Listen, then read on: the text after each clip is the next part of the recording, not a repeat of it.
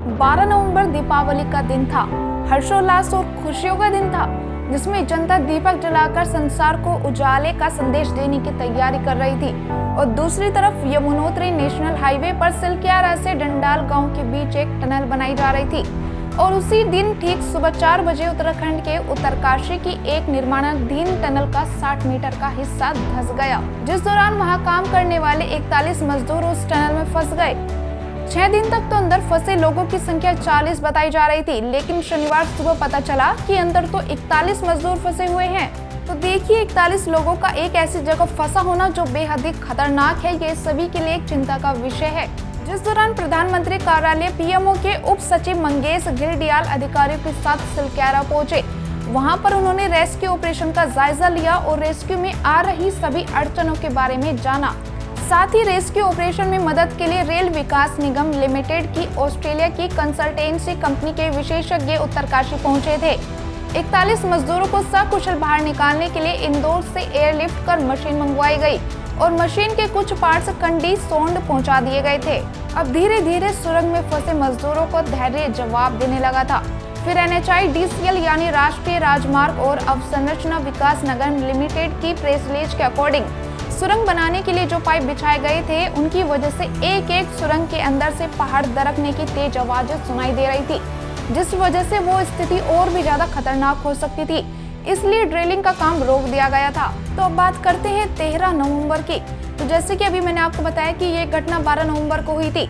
वहां पर सांस लेने भी मुश्किल था, जिस वजह से अगले ही दिन यानी कि 13 नवंबर को ऑक्सीजन की आपूर्ति करने वाले पाइप के जरिए मजदूरों से वहां पर संपर्क किया गया था, जिससे उनके सुरक्षित होने की सूचना मिल पाई थी। दुर्घटना को देख वहां पर मुख्यमंत्री पुष्कर धामी भी पहुंचे थे। इस बीच सुरंग पर ऊपर से मलबा लगातार गिरता रहा, जिस वजह से लगभग 30 मीटर के एरिया में जमा हुआ मलबा 60 मीटर तक फैल गया, जिससे बचाव अभियान और भी ज्यादा हार्ड होता गया। फिर मलबा रोकने के लिए कंक्रीट लगाया गया ताकि मलबा और ज्यादा ना गिरे। अब बारी आती है 14 नवंबर की। उस दिन 800 और 900 मिलीमीटर के स्टील पाइपों को लगाया गया। फिर बर्मा मशीन की मदद से वर्टिकल ड्रिलिंग शुरू कर दी गई थी। अब देखिए, जब अचानक से मलबा गिरा तो 2 मजदूरों को मामूली सी चोटें भी आ गई थी। फंसे हुए मजदूरों को भोजन, पानी, ऑक्सीजन, बिजली और दवाइयों की सप्लाई भी की जा रही थी। उनमें से कुछ ने सिरदर्द और अन्य बीमारी की शिकायत की। 15 नवंबर को भी ड्रिलिंग चल रही थी, लेकिन इस पहली ड्रिलिंग मशीन से कोई सफलता नहीं मिली। NHIDCL ने एक मॉडर्न बर्मा मशीन, अमेरिकी निर्मित ऑगर ड्रिलिंग मशीन की मांग की। फिर उस मशीन को दिल्ली से एयरलिफ्ट कराया गया। 16 नवंबर ड्रिलिंग मशीन को असेंबल और प्लेटफॉर्म पर लगाया गया था। तब जाके इस मशीन ने आधी रात के बाद काम करना शुरू किया। 17 नवंबर उसी मशीन ने रात भर काम किया और दोपहर तक 58 मीटर लंबे मलबे को चीरकर उसमें 24 मीटर ड्रिलिंग को पूरा किया, जिसमें 4 MS पाइप डाले गए। और जब 5वां पाइप डाला जा रहा था तो उसी बीच एक पत्थर आ गया, जिस वजह से उस प्रक्रिया को रोका गया। तब इंदौर से एक और ऑगर मशीन एयरलिफ्ट की गई। फिर शाम को NHIDCL ने बताया कि सुरंग में एक बड़ी दरार आ गई है, जिस वजह से ऑपरेशन तुरंत रोका गया। 18 नवंबर को भी ड्रिलिंग शुरू नहीं की गई, क्योंकि कुछ विशेषज्ञों का कहना था कि सुरंग के अंदर अमेरिकी ऑगर मशीन से उत्पन्न कंपन के कारण ज्यादा मलबा गिर सकता है, जिससे बचाव कर्मी भी मुश्किल में आ सकते हैं। वहीं पीएमओ के अधिकारियों और विशेषज्ञों की एक टीम ऑप्शन मोड पर आई।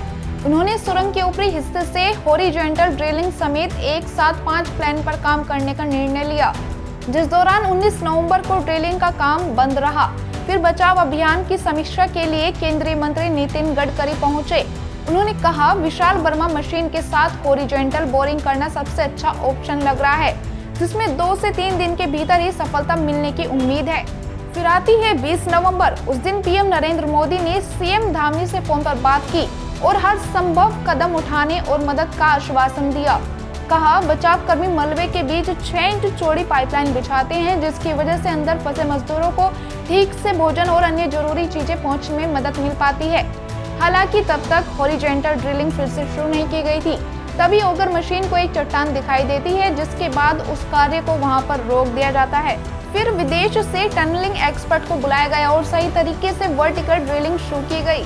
21 नवंबर को बचाव कर्मियों ने सुबह अंदर फंसे मजदूरों का पहला वीडियो जारी किया, जिसमें पीले और सफेद हेलमेट पहने मजदूरों को बात करते हुए देखा गया। फिर इसी तरह से उन तक पाइपलाइन के जरिए खाना भी भेजा गया और एक दूसरे से बात करते हुए नजर आए। दरअसल सुरंग के बालकोट छोर पर 2 विस्फोट किए जाते हैं, जिससे एक और सुरंग खोदने की प्रक्रिया शुरू होती है। हालांकि विशेषज्ञों ने कहा कि इस प्लान पर काम करने में 40 दिन तक का समय लग सकता है। NHIDCL ने रातों रात सिलक्यारा छोर से हॉरिजॉन्टल बोरिंग ऑपरेशन फिर से शुरू किया, जिसमें एक बर्मा मशीन भी शामिल थी। अब एक उम्मीद फिर से जाग उठी थी, जिस कारण 22 नवंबर को एम्बुलेंस को स्टैंड बाय पर रखा गया। स्थानीय स्वास्थ्य केंद्र में एक विशेष वार्ड तैयार किया गया, वो इसलिए ताकि जब मजदूर बाहर आए तो उनको किसी भी तरह की दिक्कत का सामना ना करना पड़े, उनको सभी सुविधाएं एकदम उपलब्ध कराई जाएं। अब 800 मिलीमीटर व्यास वाले स्टील पाइपों की हॉरिजॉन्टल ड्रिलिंग करीब 45 मीटर तक पहुंच जाती है। सिर्फ 12 मीटर की दूरी बाकी रहती है। मलबा कुल 58 से 60 मीटर तक बताया गया था, लेकिन देर शाम ड्रिलिंग में फिर से एक अड़चन पैदा हो गई, जब कुछ लोहे की छड़ें बर्मा मशीन के रास्ते में आ जाती हैं। फिर 23 नवंबर को लोहे की छड़ों के कारण ड्रिलिंग में 6 घंटे की देरी हो गई। उसे सुबह हटाया गया, फिर बचाव कार्य फिर से शुरू कर दिया गया।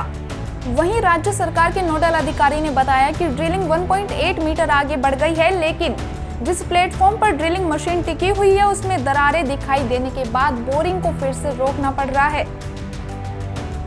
अब 23 नवंबर के बाद फाइनली आता है 24 नवंबर का दिन, जब रेस्क्यू टीम मजदूरों के काफी करीब पहुंच गई।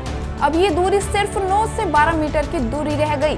अब उम्मीद की जा रही है कि 41 मजदूर जो अंदर फंसे हुए उनको जल्द से जल्द बाहर निकाला जाए। न जाने उनको और उनके परिवार वालों को कितनी दिक्कतों का सामना करना पड़ा। आज इस वीडियो में 12 नवंबर से लेकर अब तक की सारी घटनाओं को हमने जाना कि प्रशासन ने उन मजदूरों के लिए क्या क्या कदम उठाए हैं। अब बस इसी प्रार्थना के साथ इस वीडियो को एंड करते हैं कि उन मजदूरों को जल्द से जल्द बाहर निकाला जाए।